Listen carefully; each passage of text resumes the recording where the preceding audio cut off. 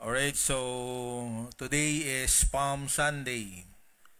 We are entering, ang tawag natin ay Holy Week o banal na linggo. Pero yun nga, araw-araw, katulad din ng nababanggit natin pag Pasko, ay araw ng Pasko.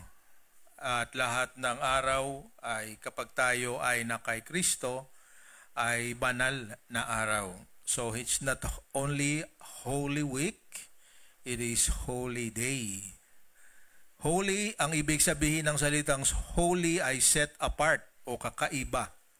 So kakaibang araw talaga sa mga susunod na araw dahil napakaraming tradisyon na ang sasabi nga nakakalungkot na unti-unting nilalayuan ng maraming mga tinatawag na nananampalataya sa Panginoon.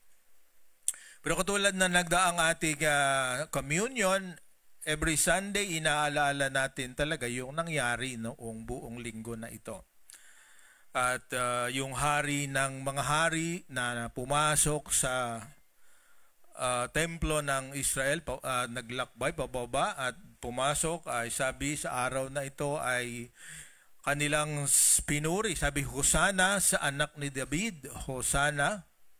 At habang kanilang winawagayway ang dahon ng mga palms at kanilang mga damit ay nilagay nila sa dadaanan ng asno na sinasakyan ng ating Panginoong Jesus. So yun yung nangyari. Although ang panahon ay hindi tama dahil Passover yon. So ang Passover ay sa panahon na September, October. So but pangit naman na tayo mag-Holy Week na hindi kasabay ng iba. But huwag na nating pag-usapan kung tama o mali yung time. Ang importante ay ano yung nangyari. At ngayong buwan, ang ating serye ay tungkol sa, hindi lamang tungkol sa ating nabanggit, kundi yun nga yung papaano ang sabi na the birth and introduction of the Savior. Alam natin yung pinuri ng araw ng tawag natin na ngayon ay Domingo de, ano ba yan? De Ramos ay ang Panginoong Jesus. The King of Kings na hinihintay na nila. At noong Sunday, pinag-usapan natin na habang bata pa siya, yung kanyang mga tapat na magulang na lahat ng tradisyon ng mga Hudyo ay sinusunod. Yung kanyang pagtutulik, yung kanyang offering ng after 40 days, dinala sa templo. At doon ay nakatagpo niya si Simeon na isang lalaki na naghihintay sa kanyang pagdating. At pinahayag ni Simeon ang magiging kapalaran o destiny ng bata. At dahil doon ay naguluhan ang mag-asawang Maria at Jose. So ngayong araw na ito ay tatapusin natin ang ating pag-alaala sa lahat ng mga nangyari nang si Jesus ay sanggol pa.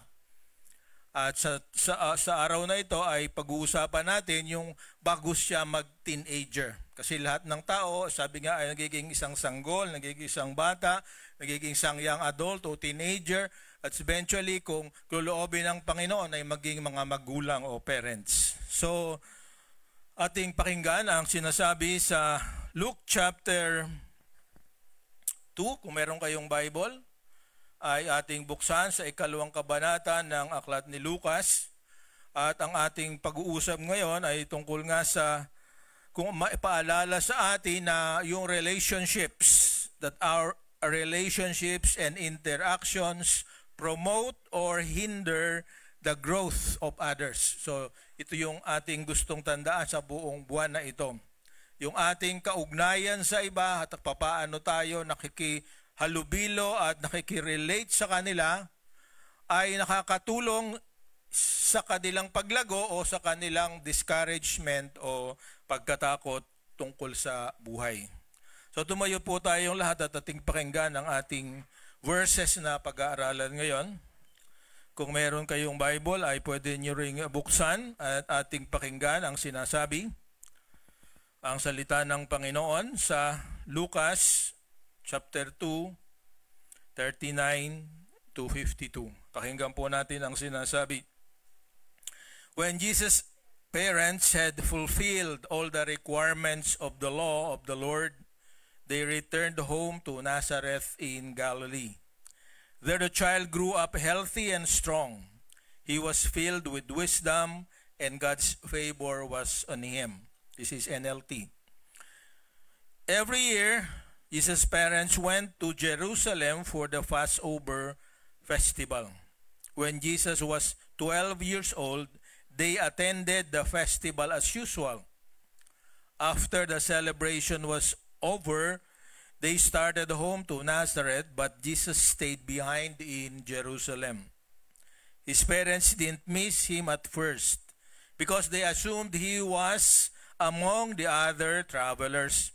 But when he didn't show up that evening, they started looking for him among their relatives and friends. When they couldn't find him, they went back to Jerusalem to search for him there. 3 days later, they finally discovered him in the temple, sitting among the religious teachers, listening to them and asking questions.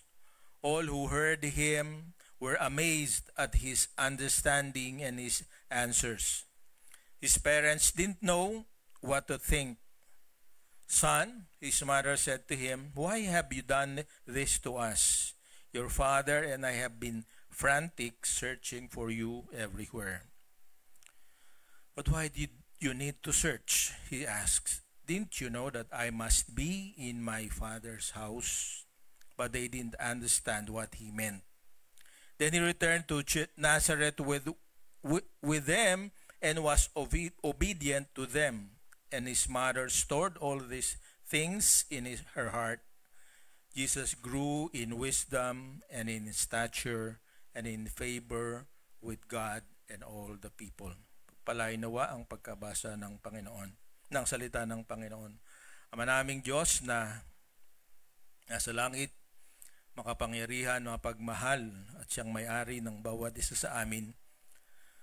Ang iyong mga salita ay puno ng karunungan. Ang mga nangyari nung nakaraang panahon ay nagbabadya ng tamang pananaw at tamang attitude ng bawat isa sa amin.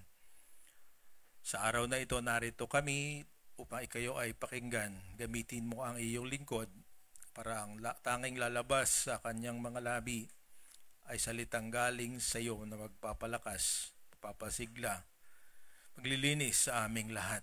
Ang iyong salita ang naglilinis ng aming kaluluwa at naghahanda sa amin para ang mga bagay na gusto mong gawin sa pamamagitan ng inyong mga lingkod ay matupad. Salamat po, purihin ang inyong banal pangalan. Sa pangalan ni Jesus. Amen. So pagpalain nawa at pakinggan natin ang ating topic ngayong umaga ay pinamagatan ko, Growing Up is a shared responsibility between parents and their children. Ang paglago raw o pagiging mature ay isang pinagkasamang pananagutan ng mga magulang at ng kanilang mga anak. Okay, so bakit natin nais itong pag-usapan? Kasi sa ating paligid ay maraming mapanganib na tao. Sa ating paligid ay maraming mapanganib na tao who is a dangerous person. Paano mo makikita na ang taong ito ay mapanganib? Ating kasagutan, a dangerous person is a child with an adult body. A child with an adult body. Isang sanggol na nakapaloob sa isang mature na katawan. Diba? Napaka panganib na makasama mo ang ganitong tao. Kasi ang kanyang lakas, ang kanyang energy, ang kanyang, sabi nating gusto niyang gawin ay kaya na niyang gawin. Subalit, kapag ang kanyang kaisipan ay kaisipan ng isang musmos, na ang malimit na mahalaga ay mine, di ba? Napakarami dito na favorite word yung mine, di ba? Miners ang tawag sa kanila, napupuyat sa gabi. Pag uwi sa umaga, mga dalibang araw ay napakaraming dadating sa kanilang namina.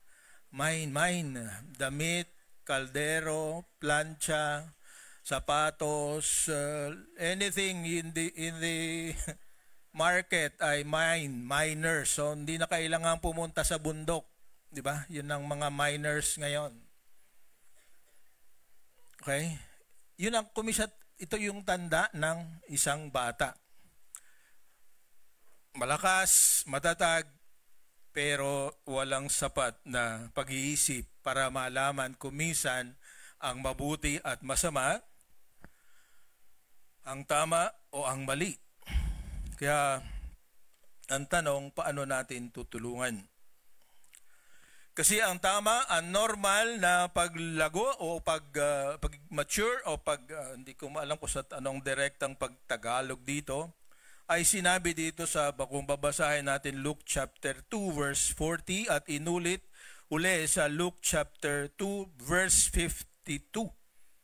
Kung inyo titingnan ang inyong Bible, merong dalawang sentence doon na inulit. Ang sabi sa Luke chapter 2 verse 40, the child grew up healthy and strong. He was filled with wisdom and God's favor on him. Okay? Yan, di ba? There, sabi sa isang translation, there, sabi sa Nazareth, lumaki si Jesus para maling malusog at malakas. Siya ay puno ng karunungan at ang pabor o ang hindi ko alam sa Tagalog ay God's favor was in him. Okay? So yun yung tanda ng isang hindi dangerous na tao. Ayos ang katawan, healthy, strong, sabi niya ay marunong, alam niya ang tama at mali, ginagawa niya ang tama, that's wise, di ba? At higit sa lahat, ang tao ay nalulugod sa kanya. So sa verse 52, dinagdagan pa, when God is in favor with that guy or that person, ang sabi ay all the people also loves him, or the favor of the people is in him. Sabi niya, verse 52, Jesus grew in wisdom and in stature and in favor with God and all the people. Ang tanong, ang bagay ba ito ay nangyayari by itself? Yung bang pagiging, sabi nating, matalino, malakas, maayos ang pag-iisip, at lahat ng isa pang katangian ng, sabi nating, isang mature na tao ay nangyayari naturally.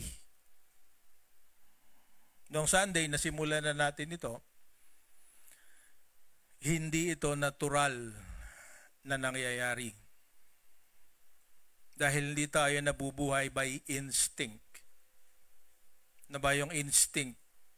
Yung hayop, di ba? Pag sinaktan mo, gaganti. Sabi nga nila, huwag kang matakot sa ahas. Kasi ang ahas hindi naman nanunuklaw kung walang dahilan, kung hindi siya nasasaktan. Pero ang tao, hindi katulad ng ahas. Meron tayong ibang faculties. Subalit ang development ng faculties na nakakayan ng mag-isip at magpasya ay hindi pwedeng mangyari sa isang kapaligiran na hindi tama. Paborito natin siguro yung dating kaming mga bata, movie na Tarzan.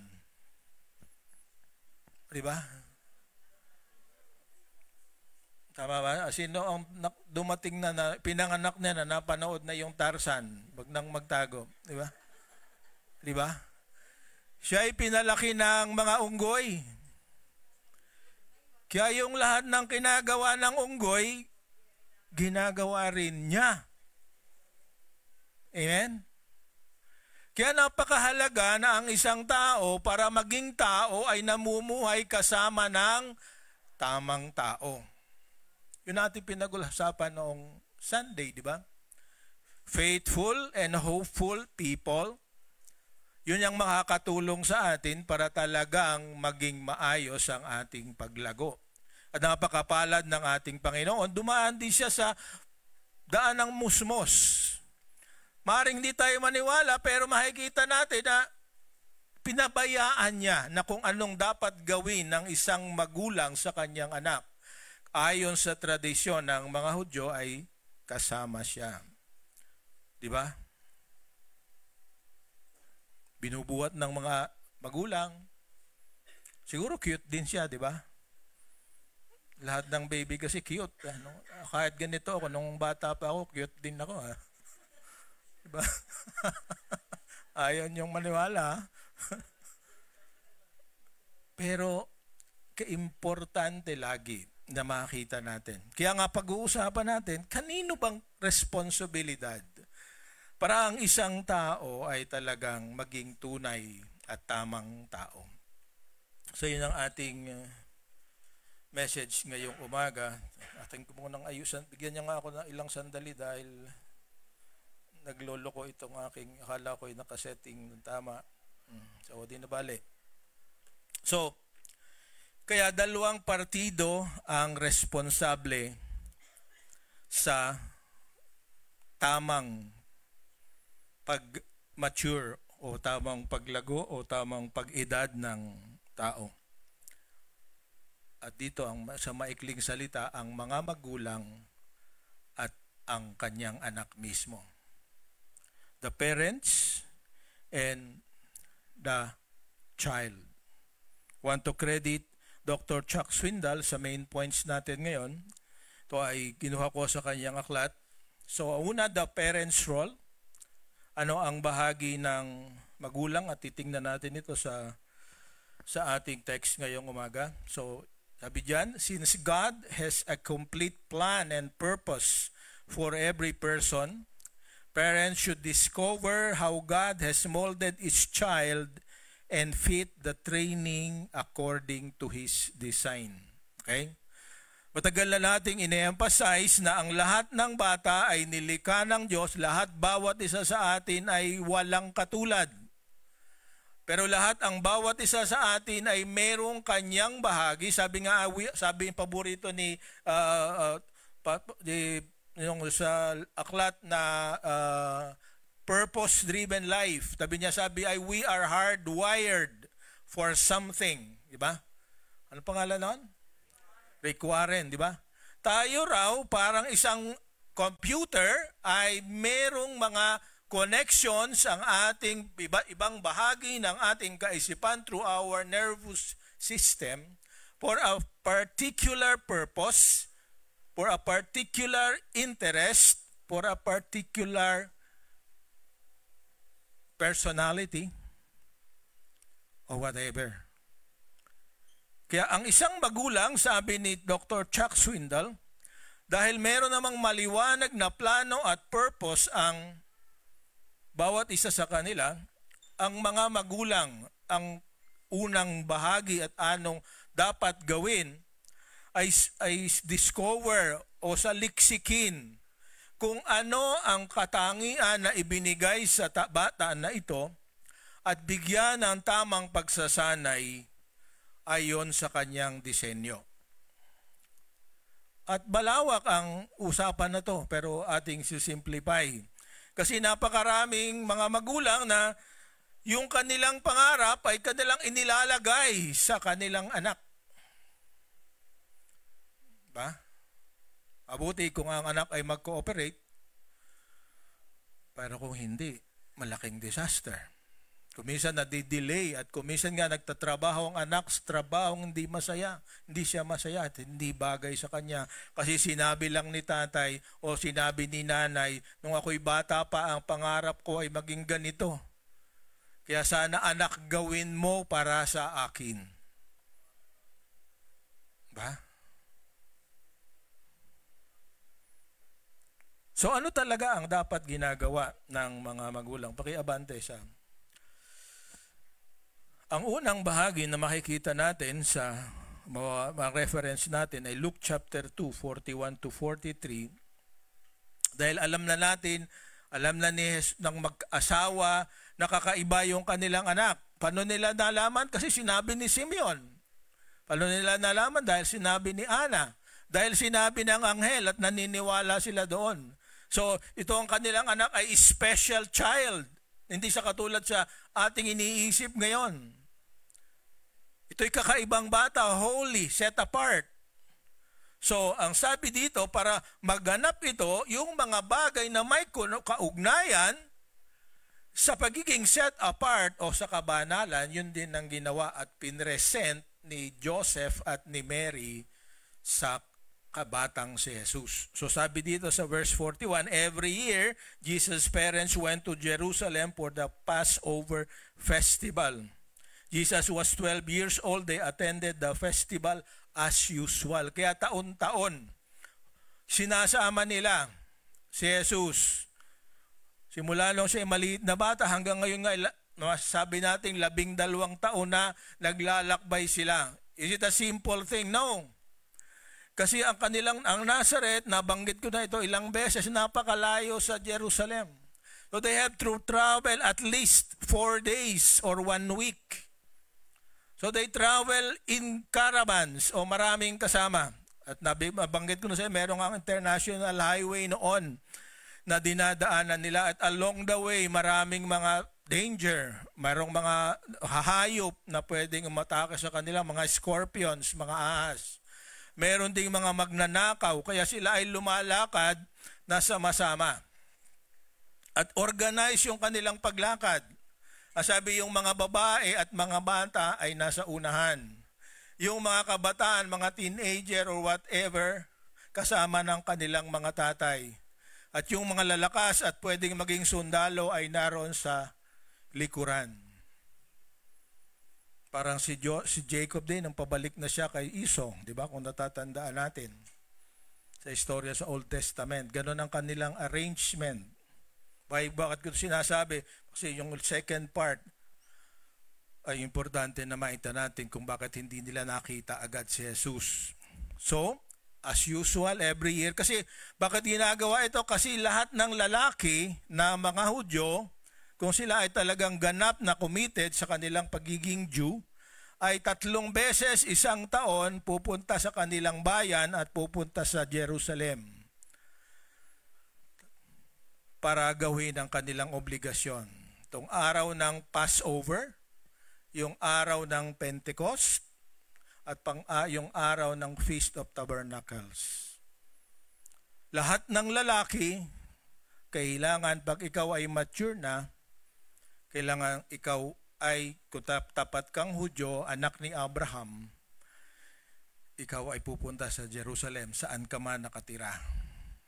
At malaking bansa yan, ba? Merong nasa north, extreme north, na malapit na sa Syria.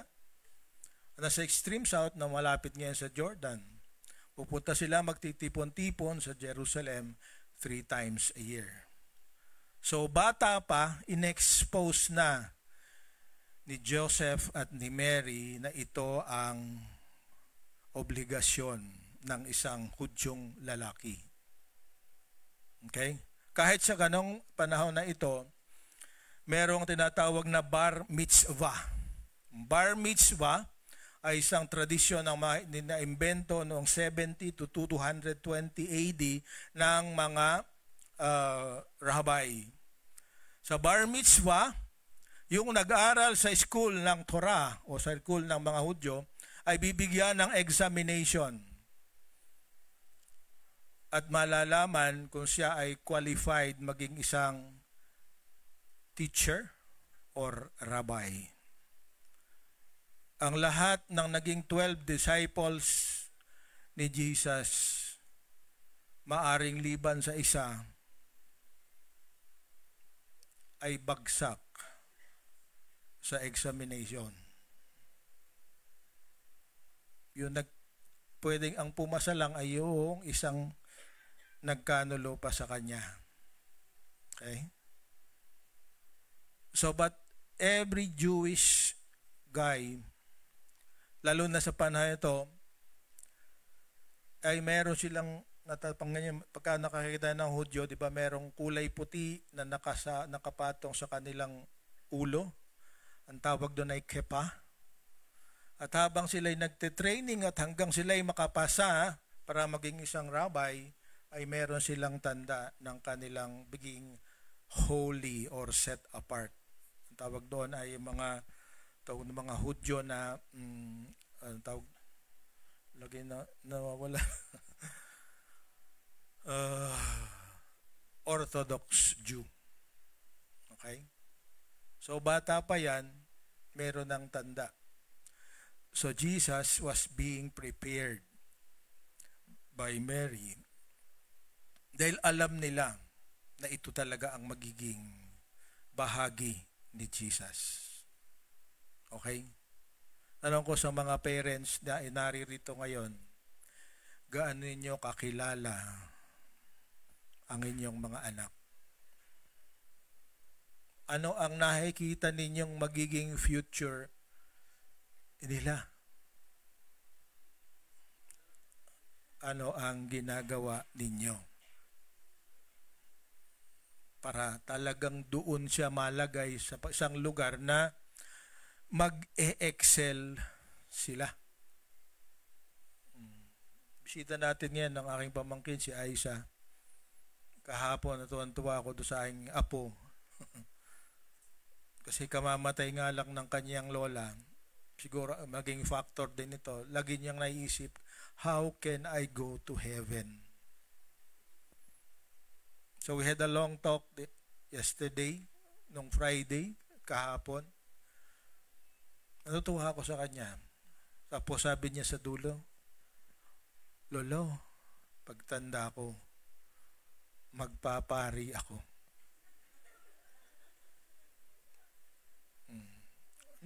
Hindi ko sinabi na, hindi ko pinintasan. Sabi ko, pag-aralan mong mabuti. What does it mean? Very important ito, di ba? Kung saan interesado ang ating anak, na nagbabago rin naman, but let us be patient. Na makita natin, ilagay natin sila sa isang sitwasyon na talagang yung kanilang interest ay mamamaximize. Amen? At kung hindi tama yung interest, alam na natin ang dapat natin gawin. Pero, yun nga, ang pinaka-importante, yun itong ginawa ni Joseph at ni Mary, kasama sila. Sila yung nangunguna. Hindi po pwedeng, punta ka sa Sunday school, susunduin na lang kita. Katuwa nga dito, di ba? Mayroong mga bata dito, mga nanay pa ang ginigising. Sabihin ko sa inyo, shame on you. Diretsa. Pagod sina Joseph at Mary. But they make it a point. Kasi lahat sa ating abala ako, pagod ako, puyat ako kagabi. Bakit pagka trabaho, kahit puyat, kahit walang tulog, kaya? Pero pag yung sasanay sa anak, sa tamang kalagayan, sa tamang direksyon, wait lang. Diba? Kalimitan, yung galit na galit tayo sa ating mga anak pagka ang sagot, wait lang. Ang tanong, hindi ba ikaw din? Mahirap talaga maging tatay, naging nanay. So kayong nagpaplano, pag-isipan niya muna mabuti. Madaling tatay, maging nanay, pero napakahirap magpakatatay at magpakananay. Amen? Okay? Maaga ito, parang Parents' Day na, Mother's Day na tayo agad ngayon. Okay, so sunod. Basahan natin. So sa 12 years old. Bakit 12 years old? Kasi ang sa Hudyo, pag 13 years old ka na, at na-meet mo yung requirements tulad na nabingkat ko, kanina ang tawag sa iyo, Son of the Covenant. Okay? Kaya Sa 13 years old, they are considered adults. At sa 13 years old, kalimitan ay nihahanap na yan ng magiging kapartner. Kaya huwag kayong magtaka nung masabi natin na 14 years old, ibinethroat o pinagkasundo na ng mga magulang ni Joseph at ni Mary na sila ay magiging mag-asawa. Talagang ganon ang kanilang kultura.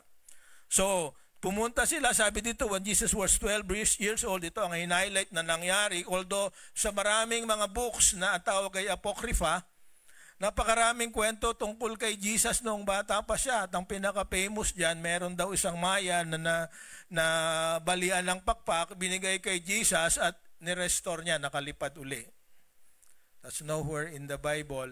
Walang sinasabi. Ang importante ng sinabi tungkol kay Jesus ay itong ating pinag-aaralan ngayon. Okay, so huwag nating pag-usapan ang tungkol doon. So patuloy natin sa verse 43, sabi niya, after the celebration was over, they started home to Nazareth, but Jesus stayed behind in Jerusalem. Paki-advance yung slides. His parents didn't miss him at first because they assumed he was among the other travelers. Ito ngayon yung dinidescribe ko, na sila ay nasa isang caravan, grupo-grupo, kaya yung nanay kampante, lakad ng lakad, dahil iniisip niya kasama si Joseph na naroon sa likod, noong sila magdi-dinner na, nagsama-sama, nasa tent, hinahanap ni Joseph, ni Mary si Joseph kay Maria. Ang sagot ni Maria at ni Joseph kay Maria, akala ko kasama mo. Sabi naman ni Mary sa kanya, akala ko rin kasama mo. Di ba? Ganyan ang pinagsisimula ng away ng mag-asawa. Di ba? Yung akala, di ba?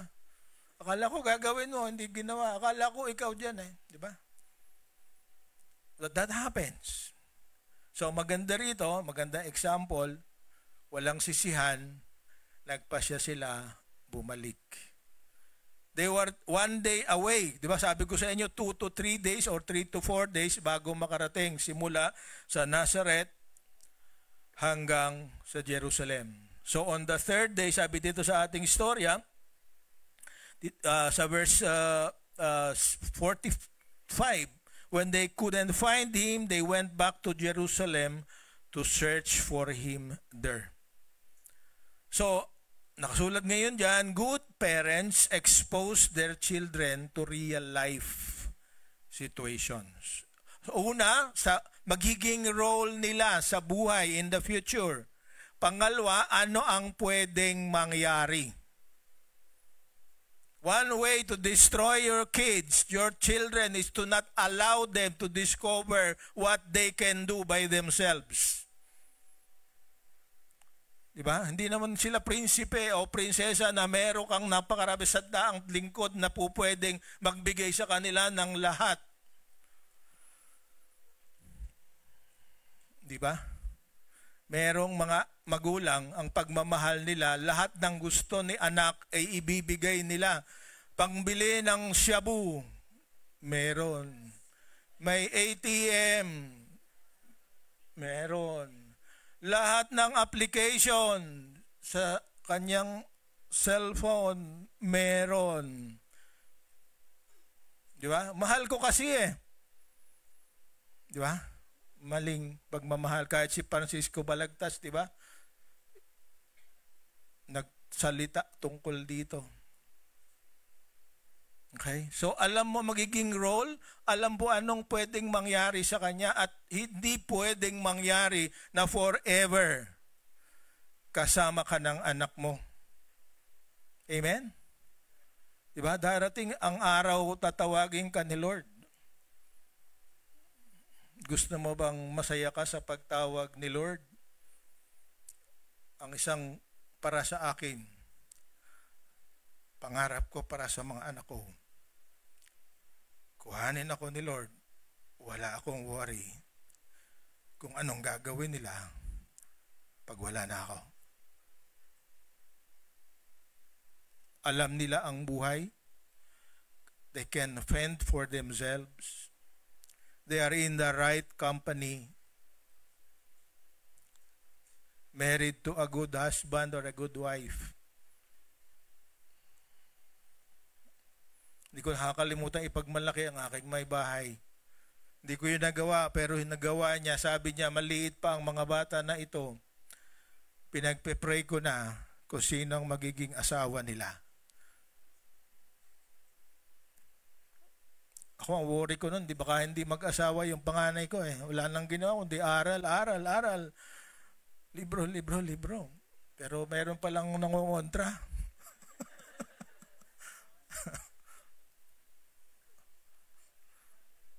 Okay? Real life situations, mapapahiwalay. Amen? Makita din dito, responsibilidad ng magulang yan. At mahal na mahal mo, ang mahal pagtunay na pagmamahal, tinuturuan na kayang tumayo sa kanyang sarili. Kanya-kanya tayo ng karanasan. Kanya-kanya style ang ating mga magulang. Di ba? I'm proud of my father, but I do not like what he did to me. But I am what I am because he allowed me to experience what life is. Nag-aaral ako, nakatira sa Kisame. Nalulungkot pa rin ako. Pero okay lang. Hindi ako nagbakasyon. First year, 5 taon ng engineering. Tapos ko almost 4 years and 3 months. Nagmamadali, yes. Nagmadali rin mag-asawa. But salamat sa Panginoon. I'm proud that they prepared me for what I should be.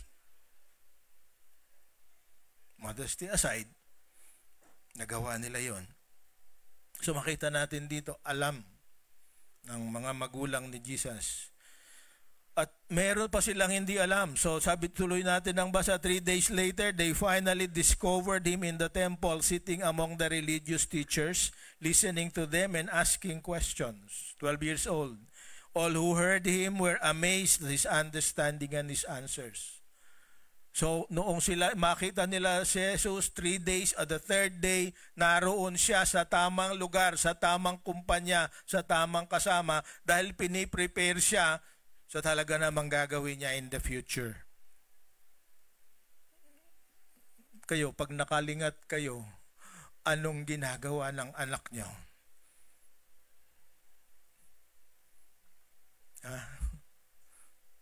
ML? Pornography.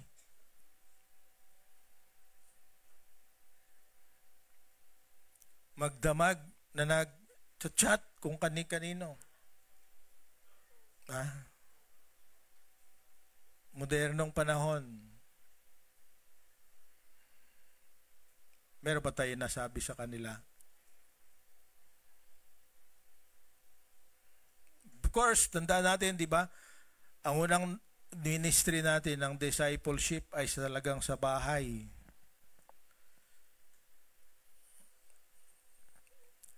At hindi natin pwede ring sabihin na dahil tama ka at supervise siya, siguradong magiging maayos na. Kaya nga sabi natin dito, shared responsibility. They have to help them discover their identity and their potential. So nagulat si Maria at si Jose. Ang kausap niya yung pinakamatatalino at nagtatanong. Meron pang mga magulang, hindi pwedeng makipagtanong sa iba dahil ako lahat, alam ko lahat, siya ako lang tatanungin mo, di ba? Pero super yabang na magulang. Kahit sa teacher niya, kung minsan, huwag kang maniwala sa teacher na yan, nangopya rin niya noon. Diba? Things, they are realities in life. So what is our role? Tulungan sila na makita kung saan sila mag-excel. Amen? Meron ba nakakatulong ba ito sa atin? So all were amazed at his understanding and his answer. So pagkatapos noon, his parents didn't know what to think. So sabi ni Mary, "Son, why have you done this to us? Your father and I have been frantic, searching for you everywhere." So makita natin dito yung concern, yung pagmamahal. Kahit na sabi nga ay merong maling ginawa ang kanilang anak, hindi nagpaalam. Ang unang ipinadama yung epekto sa kanya. Hindi highlight yung mali noong anak. Ilang parents dito hindi pa nakakapagsalita ang anak. May kasama pang mura kung minsan. Bre mo, hirap noon, 3 araw ka, di makatulog, lalakad ka, napahiwalay ka, na-expose ka sa elements. Hindi sinabi na may kasamang bumalik, di ba? Ang lakad nila, caravan. Nagdadalwala lang sa sanay naman sila noong sila ay pumunta ng Bethlehem, galing Bethlehem, papuntang Bethlehem, nagpapalista, hindi nabanggit kung may mga kasama sila, although I would assume may kasama sila. So bumalik sila doon sa nangyari. Ang isang medyo hindi tamang gagawin itong magulang na to, pwedeng mangyari ay, pagdating ay, ano bang ginawa mo? Hirap na hirap kami. Di ba? Naalala ko, yung lola ko ganun eh. So,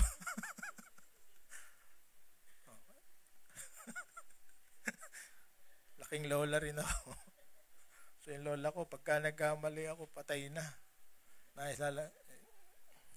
Nailagay tuloy ako sa sako. Masyado na ako na-expose eh. Kasi growing up, I was a problem child. Because actually 3 beses akong lalaya sa amin. Di ko talaga alam ang ginagawa ko eh. Hinahabol ako ng lola ko simula doon sa aming bahay. Papunta, malapit na ako sa tulay, malapit sa bayan. Kung hindi ang lola ko, ewan ko kung nasan ako ngayon, siguro sa kangkungan. But makita natin, it's a community sa ating tradisyon. Sa kanila, it's just the parent. Pero sa ating community, tandaan natin, extended family system tayo. Diba? Yung lolo na natin kasama sa bahay, yung lola ng lola natin, kumisig kasama pa rin. At sila'y lahat ay nakikialam. But kung tama ang relasyon ng anak sa kanyang mga magulang, there will be no confusion. Kasi ang advantage ng aking nanay at saka ng lola ko, pag sinabi ng lola ko, wala nang sabi ang nanay ko. Tapos ang kwento, di ba? Pero kung nangyari, pag sinabi ng lola ko at sinabi ng nanay ko, hindi parehos, saan ako susunod? So sabi natin, hindi natin may iwasan sa ating tradisyon na kung minsan extended family system, sama-sama sa bahay. So, pakiusap ko sa mga kasama ninyo, inyong manugang, bayaan nyo lang ang inyong manugang na mag-ayos ng inyong mga anak. At kung hindi tama yung ginagawa ng manugang nyo, ang manugang nyo ang inyong ituwid, hindi yung inyong mababa sa kanila.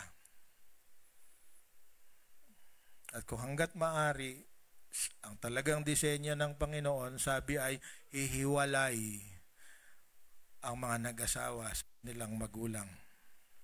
Sometimes, hindi absolute, kami nga, failure dyan, pero kailangan eh. Kasi trabaho ng aking mga anak ay gabi. So kailangan may magbantay sa bata. At kung hindi nga naroon siguro, nabaliw kaming dalawa ng misis ko nung pandemic, magtititigan kaming dalawa, laki-laki ng bahay, baka mag-hide and seek. So situational din, di ba? Walang ideal, but the principle is this: parents should supervise their children and no one else. Ang problema, yun nga ako minsan, ang natututo hindi galing sa magulang, dahil galing sa barkada, galing sa social media, galing sa eskwelahan. At meron ngang mga magulang na kung minsan ay pati responsibility ng pagdidisiplina sa anak, binibigay sa eskwelahan o kasi ay sa simbahan. Pagka hindi sumusunod, ano ba klase ng Sunday school teacher mo? Ano ba tinuturo sa'yo?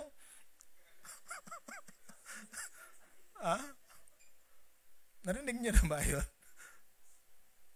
Hindi natin pwedeng ipasa. So, sa mga anak naman ngayon, pagbalingan natin ng mga anak, hindi talagang magulang lang ang may role. Sabi dito sa verse 49, but why did you need to search? Didn't you know that I must be in my Father's house? It's not what you call, hindi katulad din ng sinabi ni Jesus doon sa John chapter 2 sa miracle ng wine. It's not actually disrespectful. Sinasabi lang niya yung totoo. Sabi doon na hindi pa niya panahon, pero sa kanilang tradisyon, ito talaga yung tamang pagsagot. Subalit yun nga, pinaalala na ako ay nasa bahay ng aking Ama who is in the Father. So, napakaganda yung sinabi, yung role ngayon, pakiabante, ano ang role ng mga anak? Okay? Ang role ng anak, sabi dito sa 51, then he returned to Nazareth. Sabi niya, the process of growing prepares children for independence, but it does not cancel their obligation to submit to their parents. Okay? Hindi ito inatanggal yung obligasyon ng mga anak na magpasakop sa kanilang mga magulang. Ito, in these covers, not only the children, pero yung mga anak na hanggang sa kasalukuyan ay lalo na sa ating kultura ay namubuhay pa nakasama ng kanilang mga magulang. Okay? Kung binata o dalaga, kung kasama kayo ng inyong mga magulang, sa tahanan nila yung obligasyon na magpasakop sa kanila dahil ang tatay mo ang hari ng tahanan, ang nanay mo ang ilaw. Di ba? Yung tinuro sa atin nung bata pa tayo, di ba? Sabi na, may kanta pa yan, di ba? Tatay ang haligi ng aming tahanan. Nanay ang liwanag pagkat siya ang ilaw. Nagsolo ako ng grade 3. Ha? Okay, nanta namin niya sa good manners and right conduct. So habang ikaw ay nasa tahanan ng magulang mo, ang masusunod tungkol sa kung anong nangyayari sa bahay ay ang iyong mga magulang. Amen? Kahit na ikaw pa ang nagbabayad ng rent, ng kuryente, ano? Ano? Ang huwag ka bang binubuking mo naman si Maynard. Sila pa rin ang masusunod sa direksyon ng tahanan. Amen? Ito yung kaayusan. Nakita natin dito, alam ni Jesus kung sino siya. Alam ni Jesus na iba ang tatay niya. Alam ni Jesus ang mission niya. Pero naghintay siya ng habang panahon.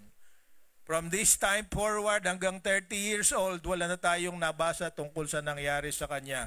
Except, sinabi dito, he submitted to his mother in Nazareth and was obedient to them. Okay, so ang tanong na, meron nakapagtanong na sa akin, bakit 30 years old siya nagsimula ng ministry? Simple. Lahat ng priest nagsisimula ng service sa temple at 30 years old and they retired at 50 years old. So that's part of their culture. Kung anong nangyari between 12 and 30, ilang taon yon? 18 years, hindi importante. Ang importante yung sinabi, he submitted to his parents. At na alam natin, nagkaroon siya ng mga kapatid during that time. There are at least 7 of them. Nasa Bible ang kanilang mga pangalan. So siya ay panganay. At makikita natin sa bandang huli, di siya pinaniniwalaan kahit ng kanyang mga kapatid. But still he submitted to his parents. And verse 52, sabi do 52, sabi doon, sa 52, Jesus grew in wisdom and in stature and in favor with God and men. So ang tamang pagpapalaki ng mga anak ay inihahanda mo sila sa realidad ng buhay, sa magiging bahagi nila, at sila'y kalulugdan hindi lamang ninyo na mga magulang, kundi kung saan man siya madala na grupo ng mga tao, meron siyang magiging influence sa kanila. Favor with God and men. So, ang direction ba ng ating pagpapalaki sa mga anak natin ay ayon dito sa example ni Mary at ni Joseph. So, sa pagtatapos ngayong umaga, gusto kong makita natin, parents and their children will experience the blessings of growth and maturity if they submit to the Lord together. Kung magkasama sila. Marami sa atin dito, hindi pa natin kasama ang ating mga magulang. Let's work so that we can bring them also. Pagsikapan natin kung anong nakilala natin, makilala rin nila. Para yung ating joy, yung ating kasiyahan, dahil tayo ay may katiyakan na tayo ay ang favor ng Diyos ay nasa atin, ay mapupunta rin sa kanila. Amen? Diba? God's favor is on those people who recognize Him for who He is. Kaya kung ang mga magulang mo ay wala pang ganon, ikaw ang gagamitin nila, ang magiging halimbawa para makilala rin nila ang Panginoon. So, reflection, tanungin natin ng ating sarili. For parents, what benefits do your children get as you serve the Lord Jesus? Kasi ito nga yung pag-uusapan natin din sa camp. Kasi pwedeng mangyari that you are so good in church but you are hated at home. And it is true for both parents and children. Walang balanse. Binabasa ko yung aklat ni Jim Putman tungkol sa journey ng disciple. The biggest danger is for us to excel in church but be the problem in our family. Kailangan balanse. Dalawang aspeto. Physical, spiritual, emotional, financial. Balanse tayo sa ating paglilingkod sa Panginoon. Ang tanong, sa mga parents, do you earn their respect and will follow you as an example? Are you a model? O ikaw lang ang taga-taboy?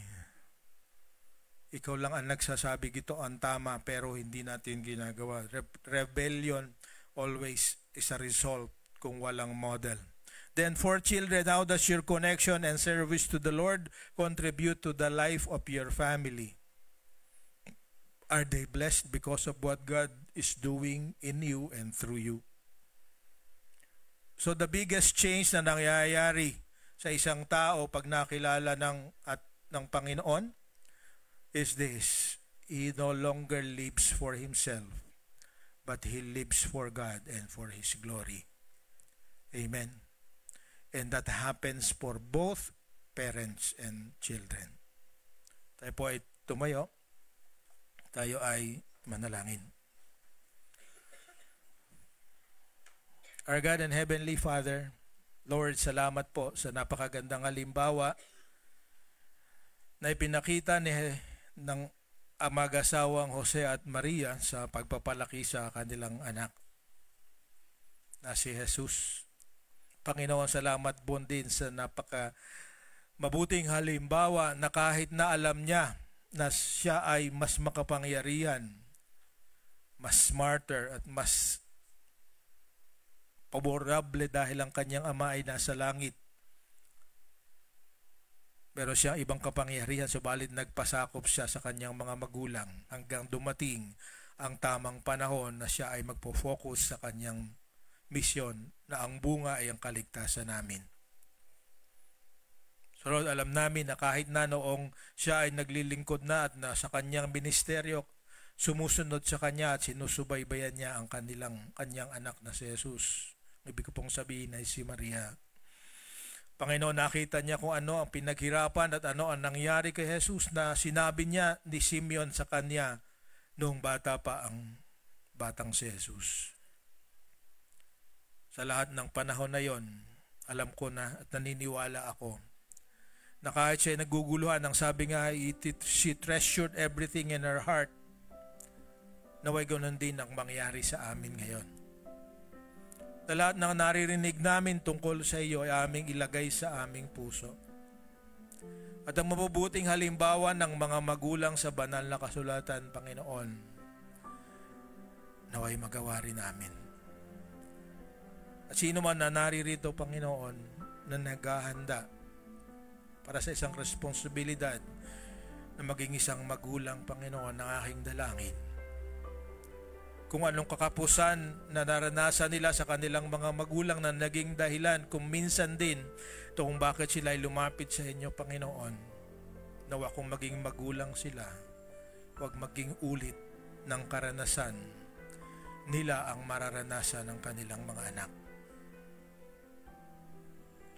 At siyang mga naririto, Panginoon, na hindi pa nila kinikilala kayo at nakasama kayo sa kanilang buhay at kayo ang salang sandigan, aking dalangin na sa araw na ito, buksan mo ang kanilang mga puso, naway makilala kanila for who you are, for what you can do in their life, Lord.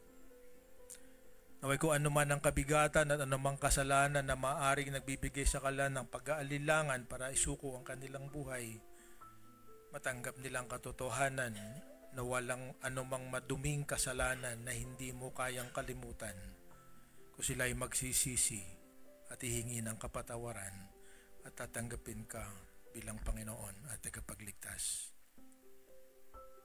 Kung ikaw ay narito at ngayon mo pa hindi pa nagagawa ang bagay na ito na isuko ang iyong buhay sa Panginoon, akin kang inaanyayahan para ikaw ay manalangin at sabihin, inyayahan si Jesus sa iyong puso. Ay isang mabuting pamilya at isang mabuting tao ay nagsisimula sa tamang relasyon sa Panginoon. Siya ang Panginoon, ikaw ang susunod. Salamat po, Panginoon, naway ang mga salita ay pagyamanin namin at kung saan kami nag-fail, Panginoon, kung anong dapat naming gawin sa aming mga anak o sa aming mga magulang, naway maging handa kami sa linggo na ito, Holy Week, to communicate to them what we realized sa mensahe na ito. Ito po ang aming dalangin. Pagpalain niyo po kami sa pangalan ni Jesus. Ito po ang aming dalangin sa inyong kapurihan ngayon magpakailanman. Ang lahat ay magsabi ng Amen. Purihin ang Panginoon.